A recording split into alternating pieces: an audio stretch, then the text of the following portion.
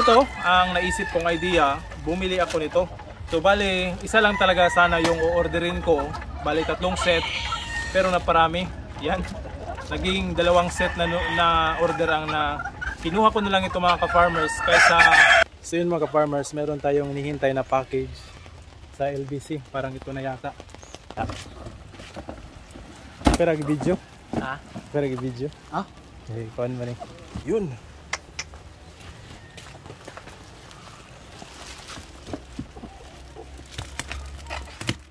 Magpapakain tayo ng mga manok. Ito yung feeds na ibibigay natin. So ito yung mga manok natin nandito. So mamaya ay papalitan din natin ng rooster. Ito nasa breeding pen. So ito yung 2 rooster na papalitan natin. Isa saka ito dahil ibibreeding natin. So napag-decide ako mga farmers na kasi nagdadalawang isip ako kung ano yung gagamitin kong rooster sa pagbibreeding dito. So it's either yung ating native na mga asil or yung huluhano natin yung gagamitin para makapagpalabas ng upgraded native chicken. At yung pangalawang option ko ay mag-breed ng pure breed ng mga heritage chicken para makapagpalabas tayo ng mga manok na pure breed at para pang materyales o pampaitlog. So sa native kasi pwede nating ibenta lahat yung pangkarne. Pwede ding meat type o yung layer type. So dito naman sa heritage chicken ay pwede nating purely pang egg production lang talaga. At yung mga lalaki ay pang meat type. So napagdesisyonan ko kanina pa lang na ang gagamitin na lang natin ay yung heritage chicken na lang. So black Australorp to black Australorp.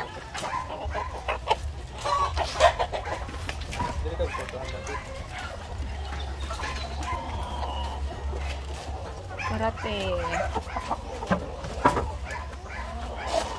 So ang binibigay natin, isang ganito, good for 7 to 8 na manok. So ito mga ka-farmers ay maaga pa lang, nangingitlog na. So ito yung kanilang itlog. So yan o. Meron tayong 2 itlog agad ngayong umaga. So kukunin na lang natin ito. Yan. Ito naman yung ating mga upgraded native chicken.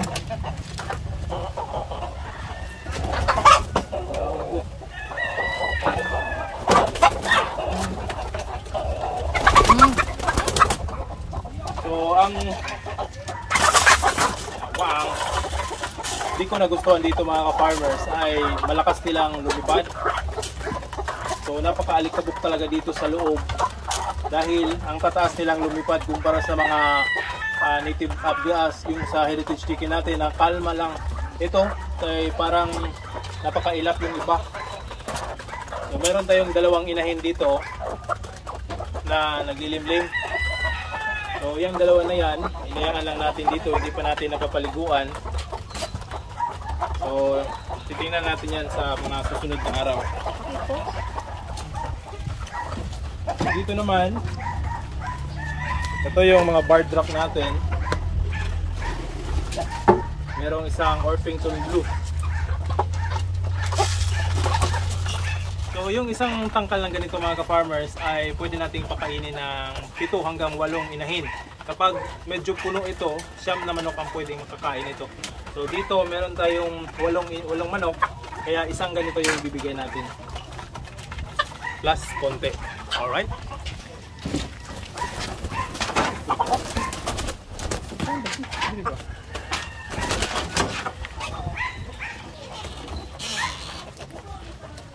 Ito naman yung ating white leghorns. Lahat ay nangingitlog na. Wala itlog? So ngayon, hindi pa sila nangitlog, siguro mamaya pa dahil maaga pa naman.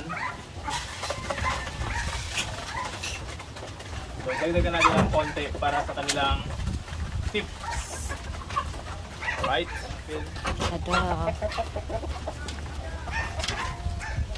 So ito naman yung ating mga matatandang manok. Crossbreed ito. Crossbreed ng white leghorn at saka barred rock.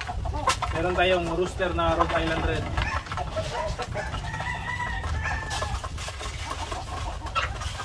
Itlog lang tawad ah. Ayan, aga pa lang, meron na tayong itlog. So ganyan kalaki, napakalaki yung isang itlog oh. So itlog ng ating mga manok na nandito. So meron na tayong 4. So meron na tayong pang-ulam at pang-benta ngayong umaga. Alright. So ito mga ka-farmers, meron tayong mga painuman dito ng manok. Ito, yan, meron pa doon. Napag-isip-isip ko mga ka-farmers na itong paglalagay ng tubig dito sa ganitong waterer, dahil kukunin pa natin ito sa loob ng kulungan, tapos huhugasan at papalitan ng bagong tubig at ibabalik naman dito. So talagang magti-take time talaga mga ka-farmers na magpainom ng manok. So talagang magti-take time mga ka-farmers na magpapainom ng mga manok. So ito ang naisip kong idea, bumili ako nito. So bali, isa lang talaga sana yung o-orderin ko, bali 3 set, pero naparami.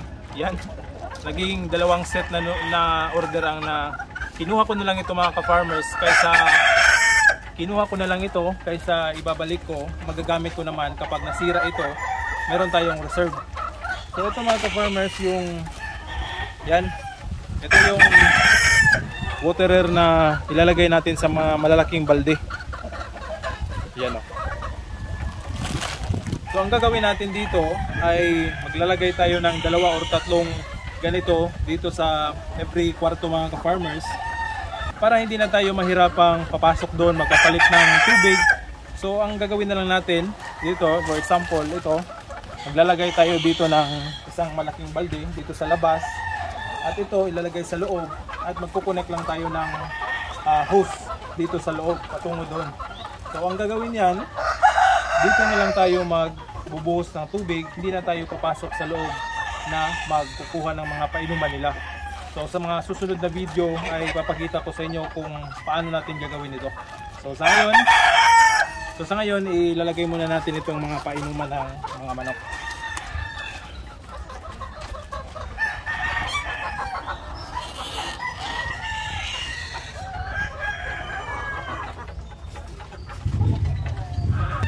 Ganito kahirap mga ka-farmers at talagang magkukonsume ng oras.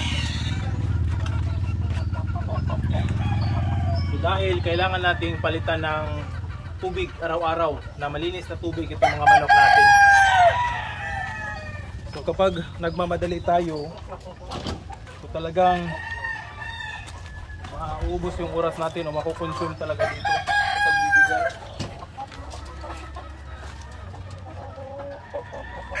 Yun no?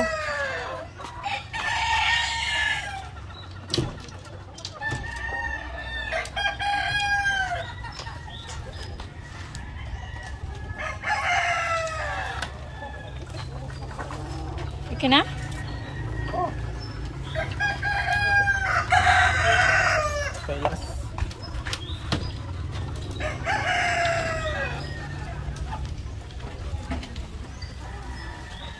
Palitan lagay ikaw akong kuan. Tripod na detector ah. Alright.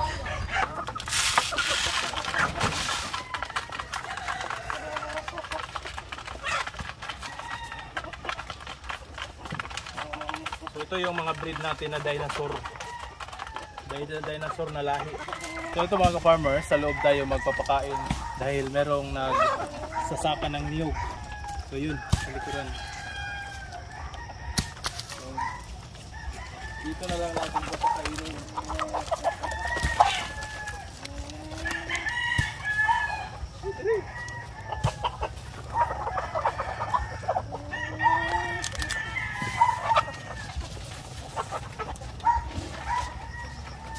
Ito na ba itlog? Buak?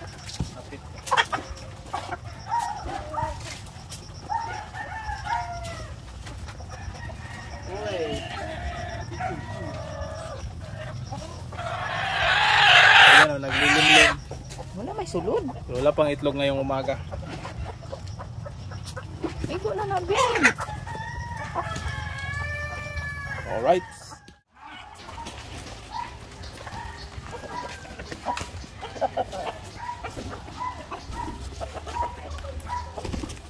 itong mga tandang natin mga ka-farmers ay ito pa rin yung pinapakain natin sa kanila.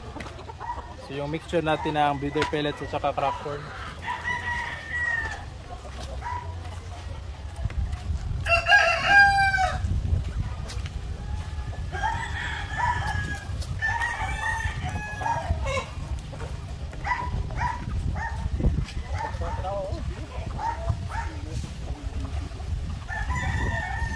Gagamag kuan ah.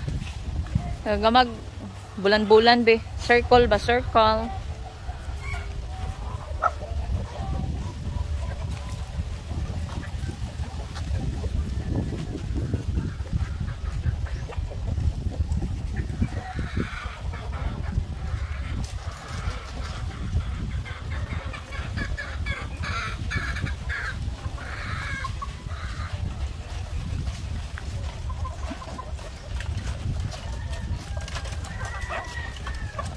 So dito naman mga ka-farmers, yan nakikita nyo meron ng mga itlog. So ito yung mga white leghorn natin na mga babae. Yan. So ang ginagawa natin dito, pinapatukan natin sila at dito na rin sila mangingitlog. So walang rooster ang inilagay natin dahil ito lang yung nagpapaitlog ng mga manok. So ito, napakaganda yung itlog. So yan na. Malalaki na yung kanilang mga itlog. So ganito lang yung makukuha natin araw-araw. Meron tayong makukuha dito mga itlog. So ito lang yung nagpapaitlog talaga. Alright. Okay na?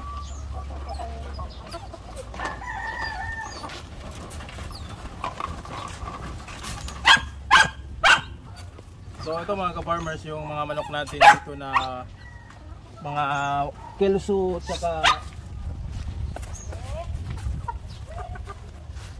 asil. So yan. So itong mga manok na ito nasa dumping pen lang dahil hindi pa natin nagagamit. So talagang busy tayo kaya hindi natin nagagamit pa ang mga manok na ito.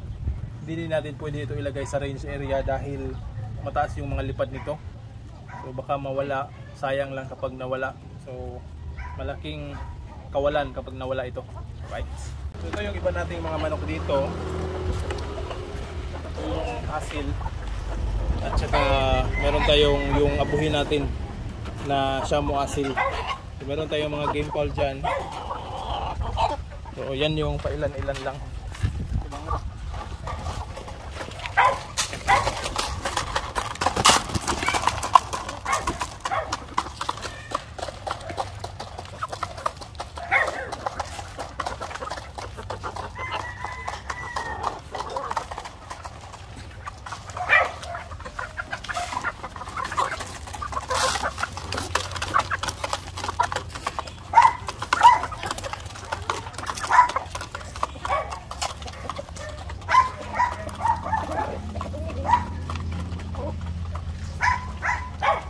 Ito naman yung rooster natin na Black Australorp. So nakatali lang dito, hindi pa natin nagagamit pero malapit na itong magamit para i-breeding. So ito naman yung ating mga rooster dito. Mga asil, merong white leghorn, merong Shamo yan, Shamo yan. Ito, asil, napakatapang. White leghorn.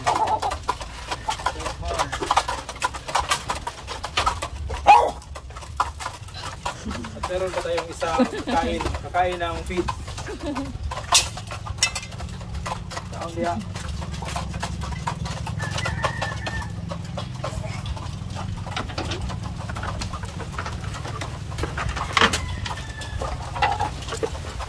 Ito naman yung mga white leghorn natin mga ka-farmers. Rooster. So, mga pure white leghorn po ito. Yan o. Atak na biyabi. So mga pure yan. So makikita nyo, makakapal talaga yung palong nila. So pang materialis natin ito. Yan yung kanilang mukha.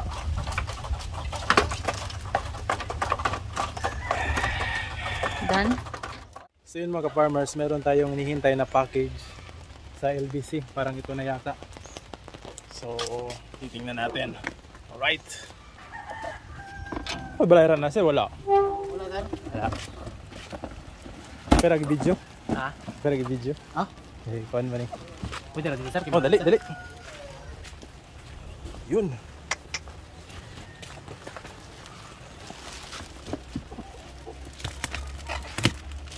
Pwede mata sir. Hindi na lagi. Wala ni. Sige sir, thank you. Salamat kayo. Mga ka-farmers, dumating na yung ating pinakahihintay. So ito ay nanggaling sa Batulkak Products. So maraming salamat sa Batulkak sa pagpapadala nito. So mamaya ay bubuksan natin at titingnan natin kung anong mga laman ito. So yan, medyo madami ito. So maraming salamat talaga Batulkak. So ngayon mga ka-farmers, bubuksan natin itong mga produkto na nanggaling sa Batulkak kung anong mga laman ito.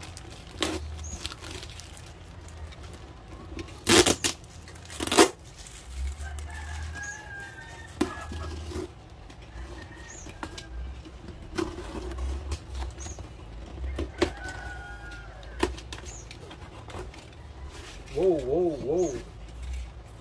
So, napakaganda mga ka-farmers. Yung bumungat sa atin dito. Yan. So ito, egg 1000. Ito ay magagamit natin sa pampaitlog sa ating mga alagang mga inahing manok. So, napakaganda. Ito naman, yung vitamins. Yung para sa ating mga manok. Pwede din sa baboy, sa kalapate, at kung anong hayop ang pwede nating paggamitan nito, Vitamin Pro. Same pa rin, meron tayong egg 1000 na sachet. Vitamin Pro, egg 1000, at ito, Vitamin Pro. So yun.